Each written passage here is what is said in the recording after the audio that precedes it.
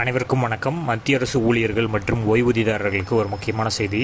அதாவது மத்திய அரசு ஊழியர்களுக்கு ஜனவரி 2025ற்கான அகவிலைப்படி உயர்வு எவ்வளவு சதவீதம் அப்படிங்கிறத உறுதி செஞ்சுருக்காங்க. ஸோ லெவல் 1 முதல் லெவல் 14 வரைக்கும் இருக்கக்கூடிய ஊழியர்களுக்கு இதனால் என்னென்ன சம்பள மாற்றங்கள் ஏற்பட போகிறது அப்படிங்கிற முழு விவரத்தை தான் இந்த வீடியோவில் பார்க்க போகிறோம். ஸோ ஸ்கிப் பண்ணாமல் கடைசி வரைக்கும் பாருங்கள். நம்ம சேனலை சப்ஸ்கிரைப் பண்ணாதவங்க பண்ணி வச்சுங்க. நம்ம சேனலில் சென்ட்ரல் மற்றும் ஸ்டேட் கவர்மெண்ட் சம்மந்தமான ஆல் அப்டேட்ஸ் போட்டுருவோம். அது மட்டும் இல்லாமல் பென்ஷன் சம்மந்தப்பட்ட முக்கியமான அப்டேட்ஸும் இருக்கும். ஸோ மறக்காமல் சப்ஸ்கிரைப் பண்ணிடுங்க. வாங்க வீடியோக்குள்ள போகலாம். ஃபர்ஸ்ட் ஆஃப் ஆல் பார்த்தீங்கன்னா மத்திய அரசு ஊழியர்கள் மற்றும் ஓய்வூதியதாரர்களுக்கான அகவிலைப்படி பட்ஜெட்டிற்கு பிறகு 3% மீண்டும் அதிகரிக்கக்கூடும் என்று துறை வட்டாரங்கள் சொல்லியிருக்காங்க. இதற்கு முன்பும் தீபாவளி நேரத்தில் மத்திய அரசு ஊழியர்களின் அகவிலைப்படி 3% உயர்த்தப்பட்டது. அது ஜூலை 2024ற்கான அகவிலைப்படி அதிகரிப்பு. தற்போது ஜனவரி 2025ற்கான அறிவிப்புக்காக ஊழியர்களும் ஓய்வூதியதாரர்களும் காத்துட்ருக்காங்க. ஸோ 7வது ஊதிய குழுவின் பிரகாரம் அகவிலைப்படி அதிகரிக்கப்பட்டால் மத்திய அரசு ஊழியர்களின் சம்பளத்தில் குறிப்பிடத்தக்க அதிகரிப்பு இருக்கும் என நம்பிக்கை உள்ளது. அது மட்டுமின்றி அகவிலைப்படி நிவாரண அதிகரிப்பால் ஓய்வூதியதாரர்களோட ஓய்வூதியமும் ஏற்றம் காணும்.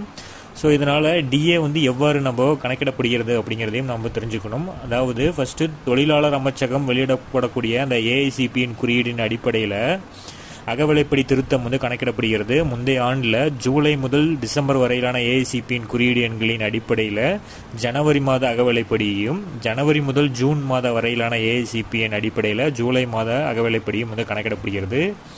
ஸோ இந்த முறை ஜூலை முதல் டிசம்பர் 2024 வரையிலான ஏஐசிபியின் குறியீடுகளோட அடிப்படையில் அரசாங்கம் இந்த அகவிலைப்படி எவ்வளவு அதிகரிப்பது என்பதை தீர்மானிக்கும்.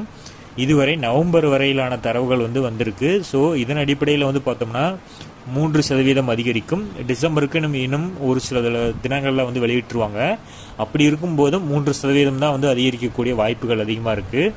ஸோ இதனால் ஊதிய கணக்கீடு பார்த்தோம்னா ஜனவரி 3% அதிகரித்து மொத்த அகவிலைப்படி ஆல்ரெடி 53 இருக்குது. இப்போ 3னா மொத்தம் 56% உயர்ந்தால் மாத அகவிலைப்படி அதாவது 18,000 ரூபாய் பெறக்கூடிய ஒரு ஊழியருக்கு 56% அப்படிங்கிறத பார்த்தீங்கன்னா 18,000ல் 10,080 ரூபாய் அவருக்கு இருக்கும். 56% அப்படிங்கிறது 10,080 ரூபாயாக இருக்கும்.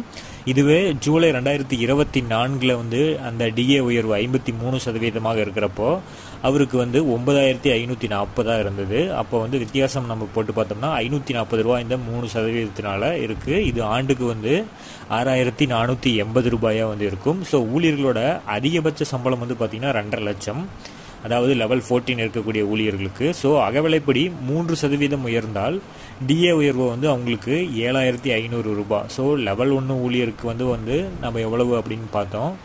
இதே லெவல் 14 ஊழியருக்கு 3% உயர்ந்துச்சுன்னா அவங்களுக்கு 7,500 ரூபாய்.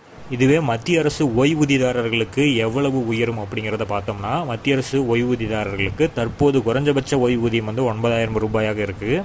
அதிகபட்சமாக 1,25,000 ஆகும். ஸோ அகவிலைப்படி நிவாரணம் 3% அதிகரித்தால் இவற்றின் முறையே 270 ரூபாய், அதாவது 9,000 ரூபாய் பெறக்கூடியவருக்கு 270 ரூபாய் இன்க்ரீஸ் ஆகும்.